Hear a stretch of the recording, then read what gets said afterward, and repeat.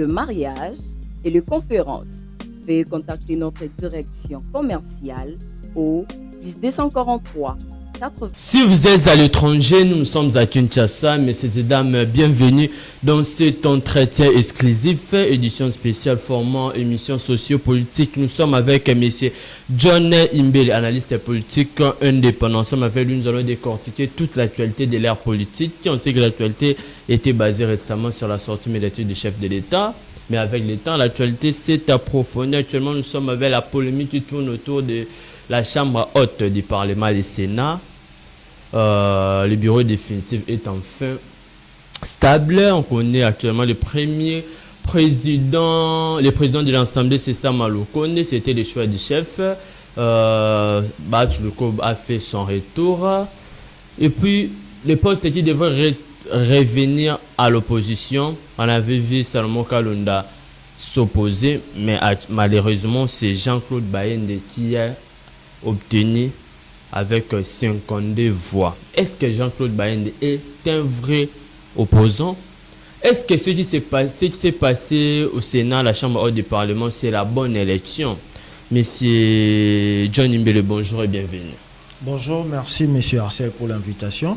Je salue toute la population congolaise que nous suit en ces nets moments et je vous dis merci pour l'invitation. Merci d'avoir répondu aussi présent.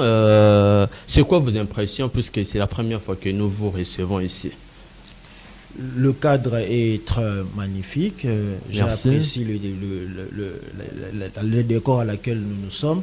Donc, je vous souhaite bonne chance et puis bonne continuité dans l'avenir. Merci infiniment, chers fidèles téléspectateurs, messieurs et dames. Abonnez-vous et partagez les liens de cette émission. C'est la seule recommandation.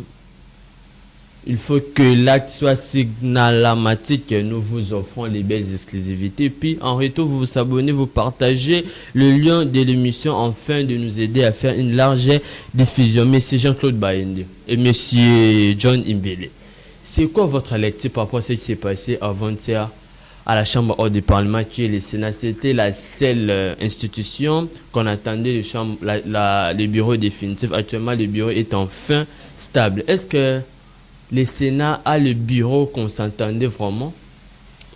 Je dirais oui, parce que c'est la seule institution qui restait, enfin que le chef de l'État lui-même venait de le dire que il vient à peine de s'installer et c'était la seule institution qui manquait. Donc pour moi, les élections, ça s'est bien déroulé. Ça s'est bien passé, mais pourtant nous parle le bilan de Sam Alokone à la primature était chaotique. Actuellement, il possède le Sénat qui est la Chambre haute, la Chambre des sages. Est-ce qu'il fera un bon mandat?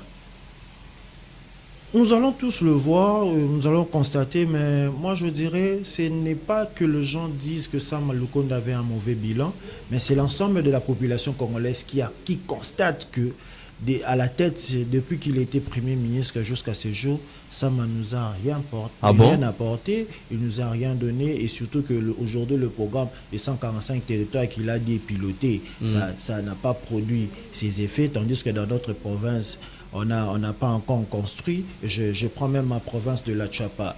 Il n'y a pas des écoles, il n'y a pas des hôpitaux. Donc, c'est le peuple congolais qui a constaté que le bilan de Sam Alokone étant que Premier ministre est négatif. Donc, le bilan étant que Premier ministre était chaotique, peut-être que vous venez de dire. Alors, à combien plus forte raison de lui donner le Sénat? Est-ce qu'il a la compétence de guider toute une chambre haute, depuis chambre des sages? Bon. Il est aujourd'hui président parce que ce sont les sénateurs qui ont voté. C'est le sénateur. Et puis il était le candidat unique. Et puis ce sont les sénateurs qui vont le constater. Et nous, la population, nous sommes en train que de regarder. Mais voyons voir s'il peut faire un bon travail. Ça sera pour le bien de toute la population congolaise. Mais s'il ne fait pas un bon travail tel qu'il a fait pendant son séjour au niveau de la primature. Dans la primature, c'était chaos. C'était chaos, donc c'est tout un malheur pour une population. Très bien. Nous prenons la polémique qui tourne autour des tickets, on peut dire, de l'opposition. Jean-Claude Bayende contre Salomon Kalonda. Skadé, là, le conseiller spécial de Moïse Katumbi. Qui devrait récupérer les postes des rapporteurs? Normalement, le poste de rapporteur a été attribué à l'opposition. Très bien. Maintenant, la question, il faut se poser. Jean-Claude Baïndé est-il de l'opposition ou pas? Moi, j'ai dit oui. Oui, parce que... Il n'est pas de l'Union sacrée. Parce qu'actuellement, si tu n'es pas de l'Union sacrée, c'est que tu es opposant. Lorsque Jean-Claude Baïndé s'est présenté d'abord aux élections nationales et provinciales, il était dans le regroupement d'IPRO de Constant Moutamba, les ministres de la Justice actuellement. Ministre de la Justice. Et puis, lorsqu'il s'est présenté au niveau du Sénat, il était candidat indépendant. Et le règlement intérieur de la Chambre haute demande à ce que chaque parti ou chaque sénateur doit opter pour un camp, soit pour la majorité ou à l'opposition. Mais Jean-Claude Baïndé avait opté pour l'opposition. Donc, il nous rassure qu'il est de l'opposition. Et surtout que vous savez que Jean-Claude Baïndé a un parcours politique. Il fut d'abord gouverneur du Grand Équateur à l'époque. Et aujourd'hui, il se présente comme questeur adjoint et rapporteur adjoint du Sénat. Donc, par rapport à Salomon Kalonda et Jean-Claude Baïndé, il n'y a pas match. Parce que Baïndé a un parcours. Baïndé est mieux que Salomon Kalonda. Oui, Baïndé est mieux que Salomon Mais Kalonda. les gens parlent que l'opposition n'est pas bien représentée à la Chambre haute. Il fallait Salomon Kalonda. Si l'opposition devait bien se représenter, c'était seulement si Salomon Kalonda. Puisque Salomon Kalonda vient de l'ensemble. L'ensemble actuellement, c'est comme la fille aînée de l'opposition actuellement. C'est pour cela. Vous savez, en République démocratique du Congo, l'opposition est au pluriel. Donc, tout le monde est opposant. Mais c'est le parti qui fait partie dans les institutions comme opposant, c'est l'ensemble pour la République et puis DIPRO de Constant Moutamba, bien que Constant lui a opté pour le gouvernement. Donc, il est directement déclassé. De Constant Moutamba n'est plus opposant. Il n'est plus opposant, il est déjà dans la majorité. Mais il s'est défendu dernièrement sur Top Congo.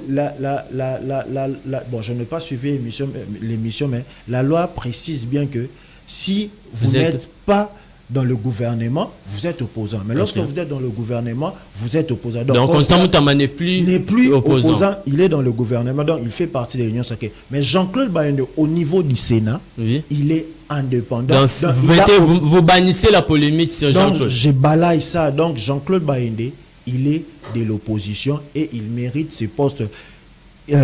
Salomon Kalonda, il est aussi de l'opposition, mais il a échoué pendant les élections et les sénateurs ont préféré de choisir la meilleure offre qui est Jean-Claude Baïndé vu son parcours, parce que Salomon Kalonda c'est ses premières fonctions en tant que sénateur et puis député provincial, mais tandis que Baïndé il a un long parcours. Il est à 4 fois député national, 4 fois. Donc pour vous, la polémique qui tourne que l'opposition n'est pas bien présentée, c'est faux. C'est faux. Donc Jean-Claude Baïndé va bien présenter l'opposition. Oui, il va bien représenter l'opposition. Très bien, chers fidèles téléspectateurs, sur la question du Sénat, c'est clos actuellement, mais c'est John Imbele a mis fin à la polémique. Pour lui, Jean-Claude Baïndé a un parcours miraculeux, donc il fera mieux, il va présenter mieux la partie opposante à la Chambre haute. Nous prenons la sortie médiatique du chef de l'État. Pour vous, la sortie médiatique du chef de l'État était ratée ou les messages étaient bien passés? Bon, quant à moi, d'abord, je dis c'était important que le chef puisse communiquer. Pourquoi? Parce que vu de la manière dont il est sorti du pays.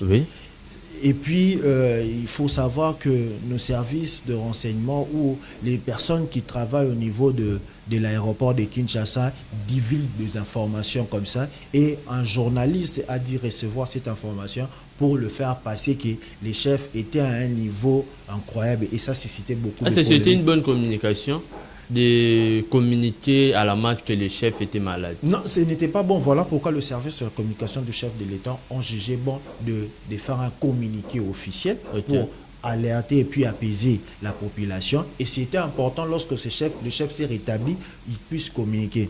Mais pour moi, il fallait d'abord qu'on traite les questionnaires de cette interview. Normalement, on devait éviter les chefs de l'État les questions d'actualité. On devait plus parler de sa maladie et puis on pouvait aussi prendre les élections du Sénat parce que ça partait de report. Oui, c'est ça aussi la question. Les journalistes n'ont pas posé la question sur le Sénat. C'est ça que j'ai dit. Donc, on devait plutôt C'est basé sur... C'est préparé sur quelques sujets d'actualité pour ne pas entrer dans ce que on a amené les chefs lorsque les chefs dit laver l'ancien ministre de l'économie Nicolas Kazadi. Oui, il a dit les jeter en pâture. Donc pour moi, tous les efforts que l'IGF est en train de faire, ça tombe par terre parce que le chef a dit... Dans le président de la République a dénigré l'IGF. Oui, il a dénigré l'IGF parce que l'IGF a démontré, et il y a plusieurs communicateurs ou plusieurs médias ont dit mettre sur la place publique les détournements au niveau de cette institution via l'histoire de lampadaire et puis forage. Okay. Donc les chefs ne pouvaient pas entrer dans ces choses-là, donc c'est laver directement Nicolas Kazadi. Donc pour moi, la communication du chef de l'État était un raté. C'était un raté. La communication du chef de l'État, c'était un raté. Si on essaie de résumer ce qu'avait dit le chef de l'État, dit le gouvernement soumis-moi, ne le jugez pas maintenant. Ensemble avec lui, il vient à peine de s'installer. Le président de la République dit qu'il n'a jamais dit qu'il va changer la constitution pour ajouter le nombre de mandats présidentiels. Le chef de l'État dit qu'Atoum est en borderline, qui veut dire trouble mental, c'est un fou. Et puis le chef de l'État à la fin, il a dit l'AFC c'est Joseph Kabila. Les 4 grandes lignes. Premièrement, le gouvernement soumis-moi. Un mois après l'investiture, 2 mois déjà, 2 mois après l'investiture, le président de la République lui-même, c'est déjà 7 mois. 7 mois déjà. Est-ce que le président de la République devrait dire qu'on puisse pas le juger maintenant, ou il devait chercher une communication de la flatterie afin qu'on puisse espérer au moins à une chose concrète? Bon. Ne jugez pas soumis-moi maintenant. Je ne sais pas, qu'on ne juge pas Madame Simino ou qu'on ne juge pas le chef de l'État.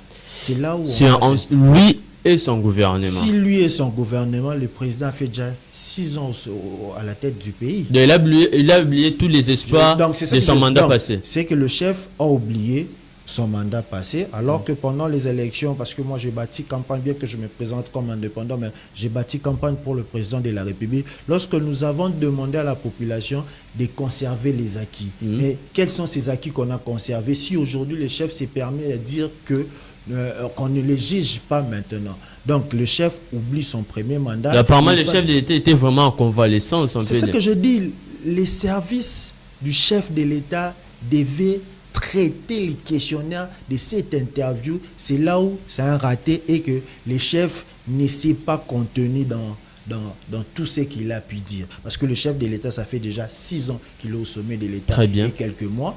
Donc, là, je me rappelle, il a dit une fois, il dit, je ne comprends pas les gens meurtris, frappés par le chômage, chantent en notre gloire, alors qu'on devait nous demander plus comme on demande à l'Occident. Donc, là, nous, citoyens congolais, on devait être exigeants envers les chefs. Maintenant, si les chefs se permettent à dire comme ça, c'est décevant. Donc, les chefs nous rassurent qu'il n'y aura rien, parce que bientôt, là, le gouvernement Simino va totaliser 100 jours. Et dans 100 jours, quelles sont les mesures qui rassurent que vraiment, ces gouvernements vont nous apporter quelque chose? Donc, de ma part, je trouve que la sortie médiatique du chef de l'État était ratée et que on doit essayer de corriger cela. Personnellement, par rapport à votre lecture, la manière de vie de ces gouvernements, est-ce que le gouvernement compromet au moins un truc qu'on peut dire qu'il y a un exploit qui se prépare?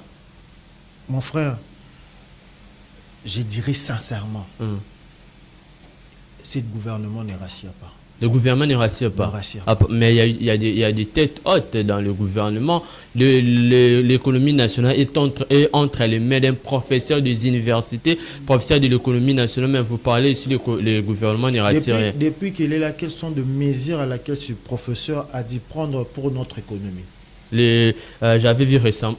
Hier. Non, il vient de faire un briefing, il dit qu'il va veiller à ce que les prix soient... Depuis qu'il a dit ça, est-ce qu'il a déjà veillé? Est-ce qu'il a envoyé les gens sur les terrains?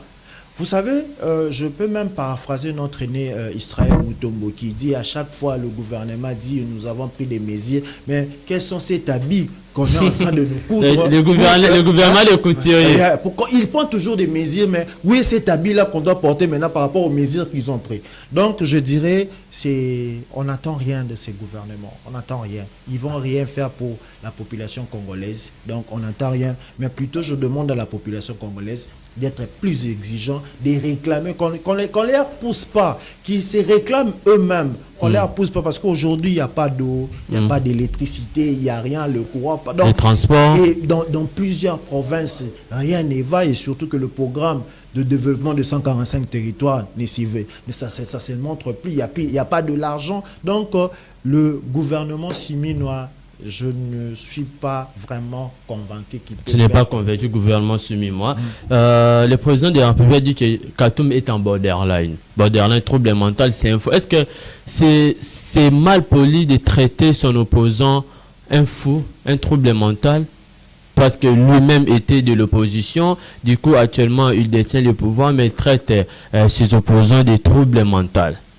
Est-ce que c'était bon de la part d'un chef de l'État de traiter son opposant des troubles mentaux?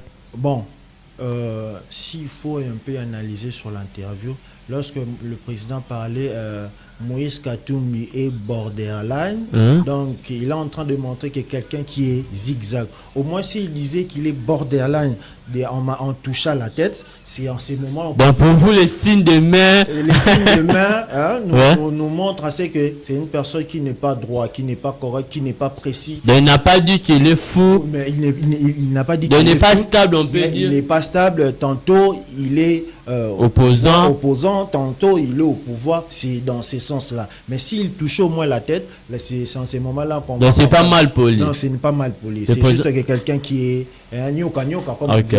Je vois. Maintenant, Joseph Kabila, l'AFC, c'est lui, il prépare une insurrection. Pourquoi ne pas arrêter directement Joseph Kabila au lieu de faire plusieurs dénonciations sur sa personne? Récemment, le séjour distinct Kabila, on va citer le nom puisque ça venait de lui, dire que Joseph Kabila est derrière le M23. Actuellement, le président de la République, M. Félix Antoine Tshisekedi, dit en retour que Joseph Kabila prépare une insurrection. L'insurrection, c'est les coups d'État, mais le procès s'est passé, le procès de l'Alliance Fleuve Congo, mais on n'a pas vu Joseph Kabila être cité. Qu'est-ce que le pouvoir prépare réellement? Lorsque je regardais d'abord l'élection du Sénat, je me suis posé une question que je me suis déjà posée en 2000. C'est quoi la question? Vous savez, la dernière rencontre de Joseph Kabila et Félix Antoine Tshisekedi Tshilombo, c'était le 21 septembre 2020. Après cette rencontre, nous avons constaté un basculement de la majorité. Et moi, je dis, c'est comme si le président Tshisekedi et Joseph Kabila sont en train de préparer quelque chose. Et préparer une chose de mal ou de mauvais, de mal ou bien de bien. C'est l'avenir qui nous dira. Mais moi, je constate que les présidents cherchent au moins à salir l'image de Joseph Kabila, mais en réalité, ce n'est pas ça. Parce que y a le procès Nanga nous dit tout. Très bien. Lorsque on a dit placer Nanga parmi les accusés, le président de la pays est la personne la mieux informée. Donc, on devait directement placer aussi Kabila parmi les accusés. Mais Joseph Kabila n'est pas parmi les accusés. Il y a même la verdict qui est sortie.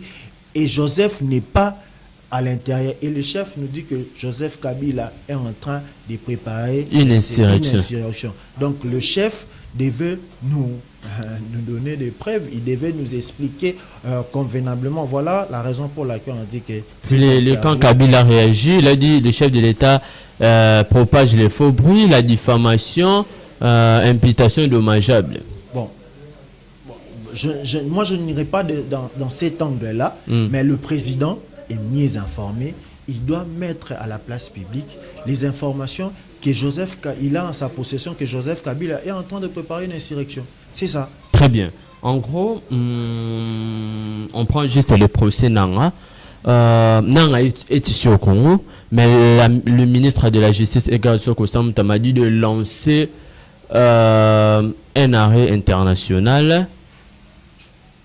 La CPI doit arrêter Corneille Nanga pendant que Corneille Nanga est au Congo. Est-ce que Constant Moutamba a apaisé les propos dans lesquels il a éventré. Aujourd'hui, il y a plusieurs personnes qui sont en train de dire que le ministre Constant Moutamba est populiste. Ah bon? Oui. Nanga, là où se trouve Nanga, tout le monde le sait. Même le gouvernement. Oui, très bien. Et puis, il a récemment ici organisé un tournoi de football. Il est allé dans une église catholique. Le Nanga est ici au Congo, on peut l'arrêter à tout moment. Dans le sol congolais, on peut l'arrêter à tout moment. Il ne faut pas nous mettre... On peut dire l'armée a peur de connaître Nanga. Je ne sais pas si l'armée a peur de connaître Nanga, mais il ne faut pas mettre la population dans des diversions inutiles. Là, ce n'est pas important. Parce qu'on connaît là où se retrouve, qu'on envoie seulement le militaire, qu'on parle, lui arrêter, c'est tout. Il ne faut pas nous amener cette diversion qui n'a pas donc, de sens. Constant Moutamba, c'est un populiste. C'est un populiste. Ah bon? C'est un populiste. Donc, vous avez dit d'abord qu'il n'est pas opposant. Vous ajoutez aussi qu'il est populiste. Exactement, ça se voit. Très parce bien. Que Nanga est là, il faut qu'on donne juste l'ordre, qu'on parle et arrêter, c'est tout. Parce qu'il est dans le sol congolais. Il n'est pas à l'étranger. Comment on peut laisser un mandat d'arrêt international tandis que quelqu'un n'a pas quitté le sol congolais? C'est que Nanga est bien armé, c'est pour ça que l'État a au moins, il y a la peur de venir directement l'arrêter. Bon, moi je n'ai pas de preuve que Nanga est bien armé, mais il est dans le sol congolais et que l'armée congolaise ou l'État congolais est bien équipé pour l'arrêter. Donc s'il est incapable de l'arrêter, là c'est là un problème, mais qu'il ne faut pas mettre la diversion entre nos têtes, ce qui n'est pas bon. Très bien, messieurs et dames, mes chers fidèles téléspectateurs d'Antoine Télévision, vous nous suivez de partout à travers le monde. Nous sommes sur YouTube, Facebook, Twitter et puis sur notre site web Antoine TV, www.antoinetv.com. C'est dans ces différentes plateformes que vous allez trouver nos différentes interventions, des émissions, des interviews et puis autres faits médiatiques. Monsieur John Imbeli, nous prenons la crise persistante à l'IDP. Ça profite à qui? C'est quoi l'avènement caché? Augustin Kabouya est destitué de son poste de CG, mais il conteste. Qu'est-ce que Kabouya cherche réellement? Pendant qu'on avait vu récemment les CG Jean-Marc Kaboun, le CG Marc Kaboun était combattu à partir, il était parti, mais actuellement Augustin Kabouya se maintient, il s'oppose de la décision de la convention et puis actuellement ce matin on a vu, il a changé la convention qui lui a destitué. Que prépare Augustin Kabouya? D'abord, nous devons voir dans quel contexte est né l'IDPS. Si on regarde ici en République démocratique du Congo, il y a d'autres partis qui sont nés au pouvoir. Mais tandis que l'IDPS est né dans l'opposition et puis un parti pauvre, je dirais. Okay. Pauvre pas parce que les gens sont pauvres, mais pauvres parce que ce sont plus... ça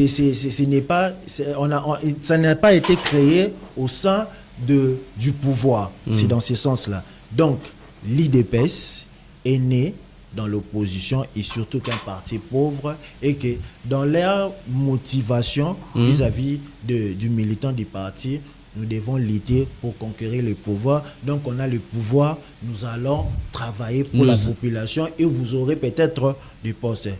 Maintenant, après cela, 37 ans après l'IDPS aujourd'hui au pouvoir, tous ces gens-là qui ont lutté n'ont pas suffisamment de travail. Est-ce qu'on devrait donner à tout le monde le travail? L'IDPS, ils sont au nombre de combien? Donner tout le monde le travail. Si on ne pouvait pas donner à tout le monde du travail, on avait dit que lorsque nous aurons le pouvoir, vous allez travailler. Donc, il savait qu'il pouvait donner le travail à tout le monde. Parce que le travail n'est pas seulement être au ministère ou bien être dans une institution publique, mais il y a plusieurs, on peut même créer des structures qui peuvent même prendre soin de la voirie et puis donc tout le monde peut se retrouver par rapport à son niveau. Parce que nous tous, tout le monde n'a pas eu la chance d'aller à l'école, mais on peut au moins adapter le travail au niveau de chaque citoyen. Donc c'était ça le promesse de l'IDPS, mais arrivé au pouvoir, ils sont allés à côté de tout ça. Et puis ceux qui sont au pouvoir avec la méchanceté des Congolais sont en train de distribuer le poste aux plus proches. Donc, ceux qui sont proches la népotisme. Kabouya, tout ça. Donc, c'est en fonction de ça que ça crée de la polémique. Et vous vous rappelez que Augustin Kabouya aujourd'hui tire sa force sur le congrès à laquelle ils avaient organisé des Ngandaya là. Ces congrès avaient donné à Augustin Kabouya le pouvoir comme président du parti. Donc, c'est Kabouya qui a le droit d'instruire à la convention d'organiser quelque chose. Donc Kabouya, légalement, il n'est pas déchu. Légalement, il n'est pas déchu. Légalement, il n'est pas déchu. Donc ce qui s'est passé, c'est un théâtre. Oui, c'est un théâtre. C'est un théâtre. Donc, je ne suis pas membre de l'IDPS. Je ne me prends pas aussi défense d'Augustin Kabouya. Mais on doit au moins respecter les textes parce que nous sommes dans un État et les textes doivent être respectés. Donc, Augustin Kabouya est dans la légalité. Donc, il est dans la légalité. C'est cette convention-là n'ont pas respecté, raison pour laquelle je viens de lire même ces matins-là, il venait de remplacer tous les gens pour identifier, il vient de remplacer pour qu'ils puissent identifier toutes ces personnes-là. Donc aujourd'hui, la CEDEP, le CEP n'a pas le droit de déchirer Kabouya. Donc il faut un congrès. Il faut un congrès. Au-delà du congrès, mais les militants réclament eux-mêmes qu'ils ne se retrouvent pas. Les partis est mal géré. Est-ce que de son propre gré, il ne peut pas laisser les partis? Vous savez pourquoi les militants sont en train de réclamer? Ils sont en train de réclamer parce que depuis que Félix Antoine Tshisekedi Tshilombo est au pouvoir, les postes de responsabilité tels que je venais de dire sont toujours attribués aux partenaires. Mais ils font la force de majorité, ils doivent aussi se retrouver. Non, même s'il fait la force de la majorité, mais qui sont au pouvoir? C'est l'IDPS. C'est l'IDPS. Donc c'est l'idée à l'époque de Kabila. Vous avez vu des partenaires occuper le poste de président de l'Assemblée nationale. Vous avez vu les partenaires occuper le poste du Sénat.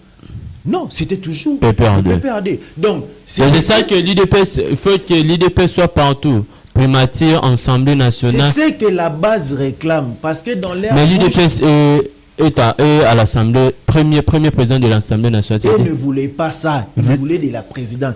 Vous savez, prenons le Sénat. Si aujourd'hui, le président de la République est en empêchement selon la Constitution pour ne pas au moins changer les contextes, qui va présider? Dans l'IDPS n'aura plus le pouvoir. Oui.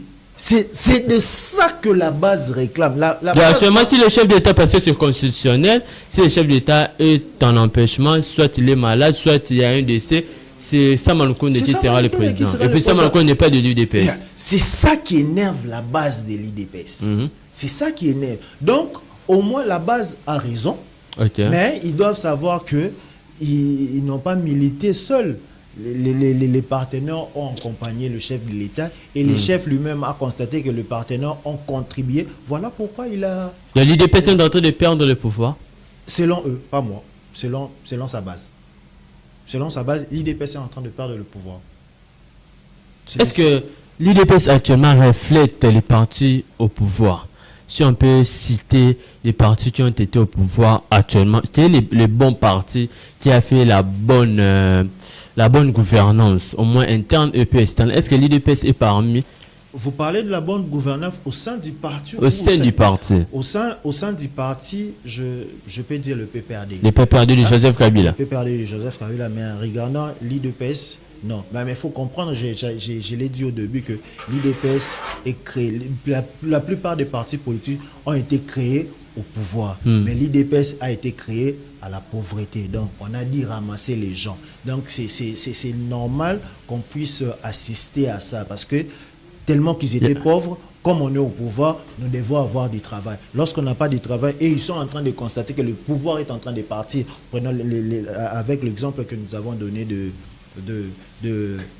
Sama Lukonde. Donc pour eux, ils sont en train de constater que le pouvoir est en train de partir et ils ne sont pas encore retrouvés.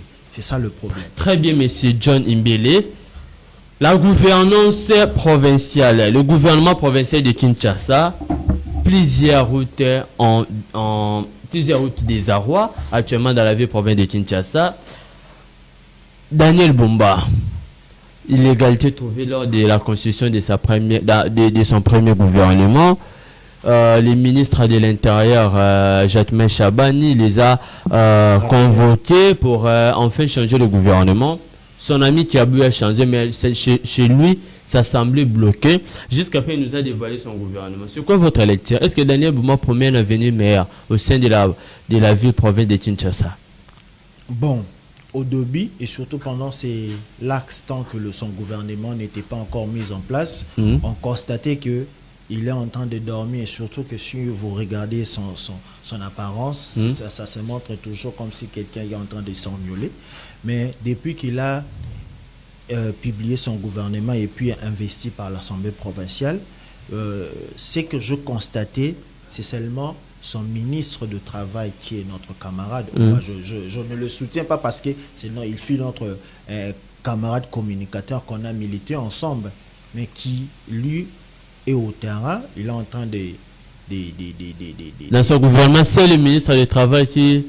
Non, le ministre de la Santé, Dr Patricien Congo, qui est en train de travailler, faire un plan de tour, inspecter le lieu et puis faire l'état des lieux et puis donner des instructions.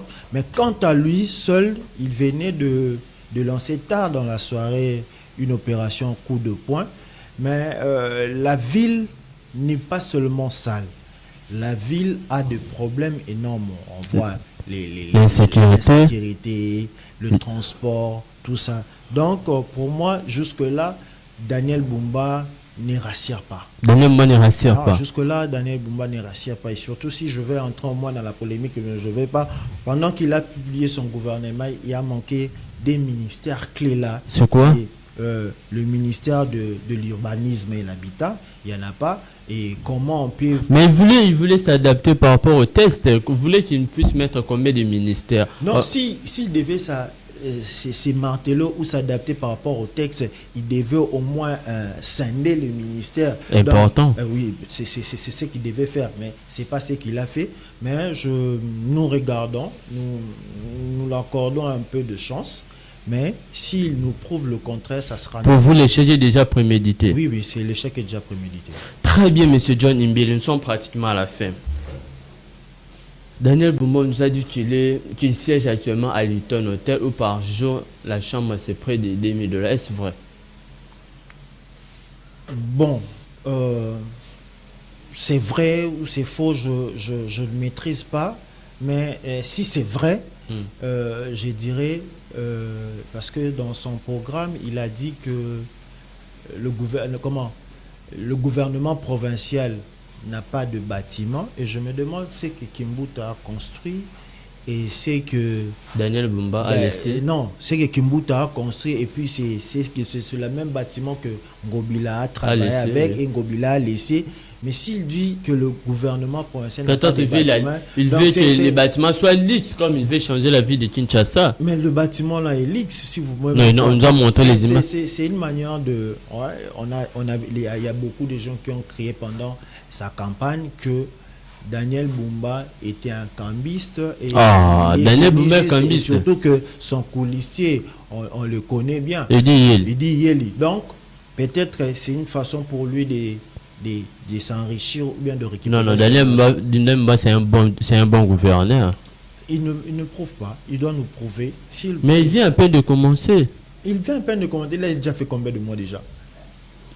Il va vers son 100 jours. Donc, il ne rassure pas et ce n'est pas bien de vilipender l'argent de l'État comme ça. Ce n'est pas bien. Il devait plutôt conserver et se mettre au travail, de ne pas chercher des polémiques, il y a les bâtiments, parce que nous ne sommes pas des myopes. On regarde et on voit, et que le bâtiment là est en bon état, ils peuvent le pratiquer au lieu de dépenser l'argent de l'État à Hilton Hotel, comme ça, ce n'est pas bien. Très bien, messieurs et dames, chers fidèles téléspectateurs, merci de nous avoir suivis. Nous sommes pratiquement à la fin. Monsieur John Imbele, pardon. Qu'est-ce que vous avez à dire que vous n'avez pas encore dit, Éventré le Boa? Qu'est-ce que j'ai à dire que je n'ai pas dit? Je pense que j'ai tout dit. Je vais demander aux autorités de la République démocratique du Congo vraiment de travailler pour la population. Vous êtes là non pas pour vos intérêts, mais pour servir la population. Bientôt là, nous allons vers 2028 et que on doit encore renouveler. Actuellement, vu la gestion du président Félix Tshisekedi, si actuellement on autorise un troisième mandat, vous allez voter pour lui? Non. Non? Non. Pourquoi? Parce qu'il ne m'a pas convaincu. Ah bon? Oui, il ne m'a pas convaincu. 145 territoires, 100 jours, il y a des grands projets, pourquoi vous n'allez pas voter pour Il y a lui? des grands projets, mais sur le terrain, on ne voit rien. Ah bon? Sur le terrain, on ne voit rien. On devait voir... Donc actuellement, si la Constitution autorise un troisième mandat et que le président Félix Tshisekedi se présente comme un candidat à la présidence, vous n'allez pas voter pour Même lui? si vous ne me demandez pas, vous demandez la population, ils vont dire non. Donc actuellement, la population ira le bol. Oui, oui. Très bien, vous pouvez continuer, puis je clôture l'émission. Donc, je demande au président de la République de se rappeler de ces mots, donc se souvenir. Le peuple d'abord, il n'a pas oublié, il a dit. Le peuple d'abord et vous devez travailler pour. Il a dit qu'il n'a pas oublié le peuple Donc, d'abord, il dort, il se réveille avec ce slogan. S'il dort avec ça, on ne pouvait pas avoir ces ralentis. On ne pouvait pas avoir ça. Dans la vie semble bloquée à Kinshasa. Oui, oui. Oui, oui. Très bien, monsieur John Imbele. Chers fidèles téléspectateurs, messieurs et dames, merci de nous avoir suivis. Quant à moi, on se retrouve très tôt prochainement avec un autre numéro, édition spéciale. C'était Arsène même à la présentation. On était avec M. John Imbele. On a décortiqué l'actualité politique qui était basée sur la sortie du chef de l'État, la crise présidentielle à l'IDPS, et puis l'élection à la Chambre haute du Parlement qui est le Sénat, et puis la gouvernance au gouvernement provincial de Kinshasa. Retrouvez la suite des programmes sur nos différentes plateformes médiatiques. Au revoir.